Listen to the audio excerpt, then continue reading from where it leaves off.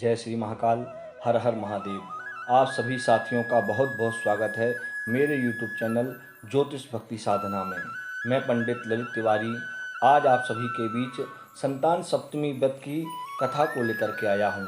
यह व्रत संतान प्राप्ति एवं संतान रक्षा के लिए बहुत ही सुलभ एवं बहुत ही सरल उपाय है, जिसे हमें हमारे शास्त्रों में वर्णित किया गया है। जानेंगे इस संतान सप्तमी की व्रत कथा क्या है। यदि आप इस वीडियो को देख रहे हैं तो मेरे चैनल को अवश्य सब्सक्राइब कर लें। एक दिन महाराज युधिष्ठिर ने भगवान से कहा कि प्रभु, कोई ऐसा उत्तम व्रत बताइए जिसके प्रभाव से मनुष्य के सांसारिक दुख कलेश दूर होकर वह पुत्र एवं पौत्रवान हो जाएं। यह सुनकर भगवान बोले, हे राजन, तुमने बड़ा ही उत्तम प्रश्न किया है। मैं तुमको एक पौराणिक इतिहास सुनाता हूँ, ध्यान पूर्वक सुनो। एक समय श्री लोमस ऋषि ब्रजराज की मथुरापुरी में वसुदेव देवकी के घर आए। ऋषिराज को आया हुआ देख करके उन्हें उत्तम आसन पर बिठा करके अनेक प्रकार से वंदना सत्कार किया। फिर मुनि के चरणोदक से अपने तथा शरीर तथा भवन को पवित्र किया गया। मुनि प्रसन्न होकर के कथा सुनाने लगे। कथा कहते कहते लोमस ऋषि ने कहा, हे माता देवकी, दुष्ट दुराचारी कंस ने तुम्हारे कई पुत्र मार डाले हैं, जिसके कारण तुम्हारा मन अत्यंत दुखी है। इसी प्रकार राजा नुहुर्ष की पत्नी चंद्रमुखी भी बहुत दुखी रहा करती थी, किंतु उसने संतान सप्तमी का व्रत विधि विधान सहित किया, जिसके प्रभाव से उसको संतान सुख प्राप्त हुआ। यह सुनकर देवकी ने हाथ जोड़कर मुनि से कहा कि हे ऋषिराज, कृपा करके रानी चंद्रमुखी का संपूर्ण वृत्तांत तथा इस व्रत का विधान विस्तार सहित आप मुझे बताइए, जिससे मैं भी इस दुख से छुटकारा पा जाऊं। लोमस ऋषि ने कहा, हे देवकी, अयोध्या के राजा नुहुर्ष थे। उनकी पत्नी चंद्रमुखी अत्यंत सुंदरी थी। उसी नगर में विष्णुगुप्त नाम का एक ब्राह्मण रहता था। उसकी स्त्री का नाम भद्रमुखी था। वह भी अत्यंत रूपवान सुंदरी थी। रानी और ब्राह्मणी में अत्यंत प्रेम था।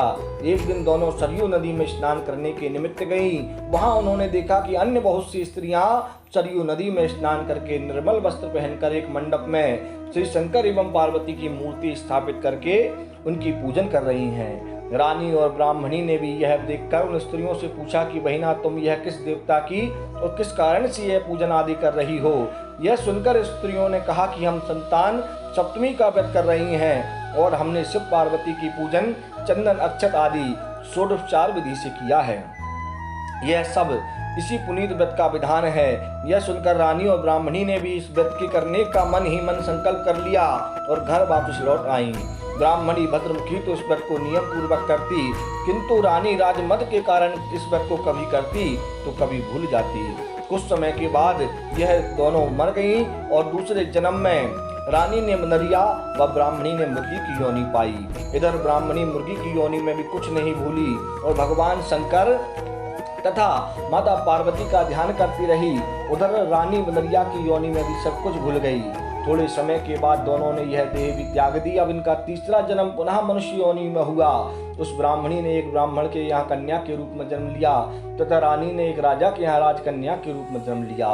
उस ब्राह्मण कन्या का नाम भूषण देवी रखा गया तथा विवाह योग होने पर उसका विवाह गोकुल निवासी अग्निझील नामक ब्राह्मण से कर दिया।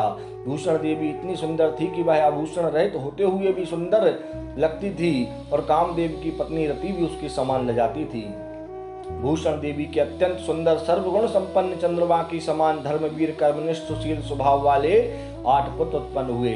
यह शिव के व्रत का पुनीत फल था। दूसरी ओर शिव विमुख रानी के गर्भ से कोई भी पुत्र नहीं हुआ और निसंतान वह दुखी रहने लगी। रानी और ब्राह्मणी में जो प्रीति पहले जन्म में थी वह अब भी बनी रही। रानी जब वृद्धावस्था को प्राप्त होने लगी तब उसके यहाँ एक गूंगा बहरा तथा बुद्धिहीन अल्प आयु वाला एक पुत्र हुआ और वह भी 9 वर्ष की आयु में इस क्षण संसार को छोड़ करके चला गया। अब तो रानी पुत्र शोक में अत्यंत दुखी व्याकुल रहने लगी। देव योग से भूषण देवी ब्राह्मणी के यहाँ आई। अपने सब पुत्रों को लेकर पहुंची। रानी का हाल सुनकर उसे भी बहुत दुख हुआ, किंतु इसमें किसी का क्या वश है। कर्म और प्रारब्ध के लिखे को स्वयं ब्रह्मा भी नहीं मिटा सकते। रानी को कर्मों के कारण इस दुख को देखना पड़ रहा था। इधर रानी उस ब्राह्मणी के इस वैभव एवं 8 पुत्रों को देखकर मन ही मन ईर्ष्या करने लगी तथा उसके मन में पाप उत्पन्न हुआ। उस ब्राह्मणी ने रानी का संताप दूर करने के निमित्त अपने 8 पुत्रों को रानी के पास छोड़ दिए। रानी ने पाप के वशीभूत होकर उन ब्राह्मण पुत्रों को हत्या करने के विचार से लड्डू में जहर मिलाकर उनको भोजन करा दिया, किंतु भगवान शंकर की कृपा से एक भी बालक की मृत्यु नहीं हुई। यह देखकर तो रानी अत्यंत ही आश्चर्यचकित हो गई और इस रहस्य का पता लगाने की मन में ठान ली। भगवान की पूजा सेवा से निवृत्त होकर जब भूषण देवी आई तो रानी ने उससे कहा कि मैंने तेरे पुत्रों को मारने के लिए इनको जहर मिलाकर लड्डू विष खिला दिए, किंतु इसमें से एक भी नहीं मरा। तूने ऐसा कौन सा दान पुण्य व्रत किया है जिसके करने से तेरे पुत्र भी नहीं मरे और तू नित्य नए सुख भोग रही है? तू बड़ी ही सौभाग्यवती है। सबका भेद तुम मुझसे निष्कपट होकर समझा, मैं तेरी बड़ी ऋणी रहूंगी। रानी की ऐसे दीन वचनों को सुनकर भूषण ब्राह्मणी कहने लगी, सुनो, मैं तुम्हें 3 जन्मों का हाल सुनाती हूँ। और रानी को पूर्व जन्म के पूरे संकल्प आदि का विधान बताया, तीनों जन्मों की कथा बताई और कहा कि तुमने संतान सप्तमी का व्रत नहीं किया, इसी के कारण तुम पर यह संकट आया है और इसी कारण तुम्हें यह सब दुख भोगना पड़ रहा है। इसलिए मैं तुमसे कहती हूँ कि तुम संतान सप्तमी का व्रत करो, जिससे तुम्हारा यह संकट दूर हो जाए। सप्तमी के व्रत को करना चाहिए जिससे तुम्हारा यह संकट दूर हो जाए एवं तुम्हें उत्तम संतान की प्राप्ति हो।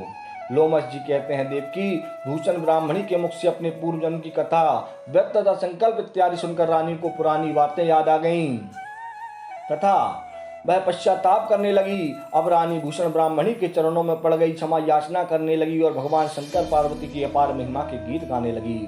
उस दिन से रानी ने नियम अनुसार संतान सप्तमी का व्रत किया, जिसके प्रभाव से रानी को संतान सुख भी मिला तथा संपूर्ण सुख भोग कर वह शिवलोक को चली गई। भगवान शंकर के व्रत का ऐसा प्रभाव है कि पदभ्रष्ट मनुष्य भी अपने पद पर असग्रह हो जाता है, अंत में ऐश्वर्य भोग करके वह मोक्ष को पाता है। लोमस ऋषि ने फिर कहा, हे देवकी, इसलिए मैं तुमसे भी कहता हूँ कि तुम भी इस व्रत को करने का दृढ़ संकल्प अपने मन में करो, तो तुमको भी संतान सुख प्राप्त होगा। इतनी कथा सुना करके देवकी हाथ जोड़ करके ऋषि से पूछने लगी, हे ऋषिराज, मैं इस पुनीत व्रत को अवश्य करूंगी, किंतु आप इस कल्याणकारी संतान देने वाले व्रत का विधान, नियम, विधि आदि विस्तार से समझाइए। यह सुनकर ऋषि बोले, हे देवकी, यह पुनीत व्रत भादों के महीने में शुक्ल पक्ष की सप्तमी दिन तिथि को किया जाता है। उस दिन ब्रह्म मुहूर्त में उठकर किसी नदी अथवा कुएं के पवित्र जल से स्नान करके निर्मल वस्त्र पहनना चाहिए। फिर श्री शंकर भगवान तथा जगदम्बा पार्वती की मूर्ति स्थापित करके इन प्रतिमाओं के सन्मुख सोने चांदी का तार अथवा रेशम का एक गड़ा बनावें। उस गड़े में 7 गांठें लगानी चाहिए। इस गड़े की धूप दीप अष्टगंध से पूजन करके अपने हाथों में बांधें और भगवान शंकर से अपनी कामना सफल होने की शुद्ध भाव से प्रार्थना करें। तदनंतर 7 मालपुआ बना करके भगवान को भोग लगावें और 7 ही मालपुआ एवं यथाशक्ति सोने चांदी की एक अंगूठी बनाकर इसको एक तांबे के पात्र में रखकर उसका षोडशोपचार विधि से पूजन करके किसी सदाचार धर्मनिष्ठ कर्मनिष्ठ सत्पात्र ब्राह्मण को ध्यान में देवें। इसके पश्चात 7 मालपुआ स्वयं प्रसाद के रूप में ग्रहण करें। इस प्रकार इस व्रत का पारायण करना चाहिए। प्रति मास की शुक्ल पक्ष की सप्तमी के दिन हे देव की इस व्रत को इस प्रकार नियम पूर्वक करने से समस्त पाप नष्ट हो जाते हैं और भाग्यशाली संतान उत्पन्न होती है तथा अंत में शिवलोक की प्राप्ति होती है। हे देवकी, मैंने तुमको संतान सप्तमी का यह संपूर्ण विधान विस्तार से वर्णित किया है। इसको अब तुम नियम पूर्वक करो, जिससे तुमको उत्तम संतान प्राप्ति होगी।